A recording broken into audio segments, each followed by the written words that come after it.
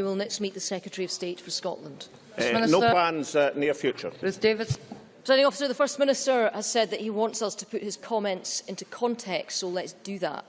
On the same day that the First Minister sat down with Alistair Campbell, 10,000 Russian troops were massing on the Ukrainian border.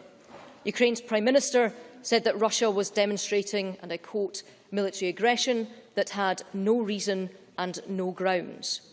2 days earlier, President Obama pledged to stand with the Ukraine. 24 hours after that, the German Chancellor Angela Merkel attacked Russian actions, warning the territorial integrity of Ukraine cannot be called into question.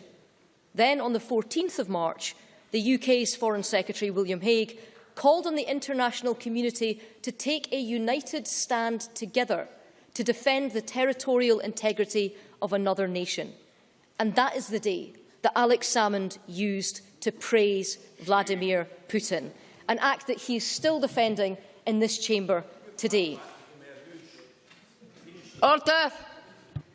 The First Minister says that he wasn't wrong, but can he see why so many other people think that he was? First Minister. I'll be writing to the Association of Ukrainians of Great Britain and the Scottish branch, explaining the full range of the Scottish Government's action on the matter, making it clear that through the meetings both with the Russian Consul General, through the meetings with the Ukrainian representatives and indeed the public statements that I and others have made, which have been substantially reported, how we made our attitude towards the Russian attitude to Ukraine absolutely clear, as well as expressing our concern with human rights in Russia, as indeed I did in terms of deprecating a range of Russian actions in the interview that she cites. Not only have I been unable to find any comment from Joanne Lamont on this issue, I've been unable to find any comment from Ruth Davidson on this issue.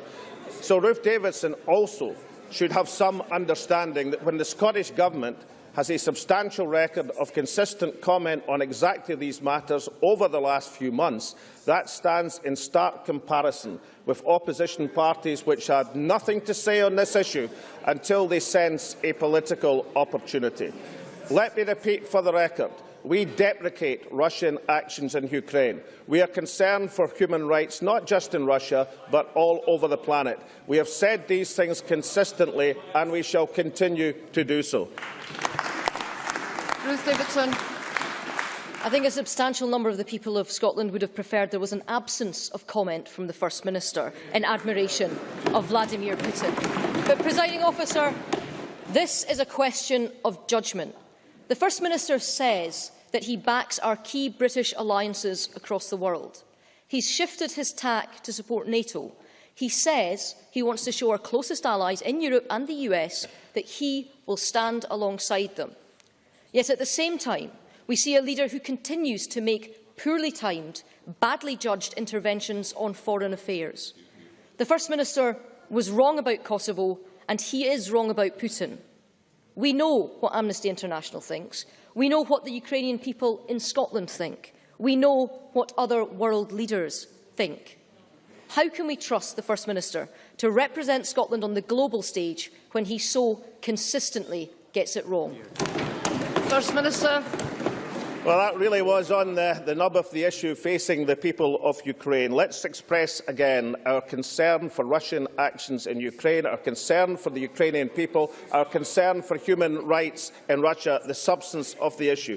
I am interested, however, in when Vladimir Putin suddenly became persona non grata with the Conservative administration. Cameron's plea to Putin, "Help me stop Salmond," was the interview from earlier this year, repeated in this Parliament last month at committee, where a Scottish official from the Scotland office confirmed that they had discussed that report in a meeting where he was briefing the Russian government. Now, of course, perhaps he was just asking for information. He was doing things in a totally balanced way. But Ruth Davidson will understand why, if in January you were appealing for Vladimir Putin's support, it comes ill to come to this chamber and tell us you'd condemned him throughout. Question number 3, Will O'Reilly. To ask the First Minister what issues will be discussed at the next meeting of the Cabinet. First Minister. Next meeting of the Cabinet will discuss issues of great importance to the people of Scotland. The First Minister isn't a homophobe, nor does he support the Syrian regime.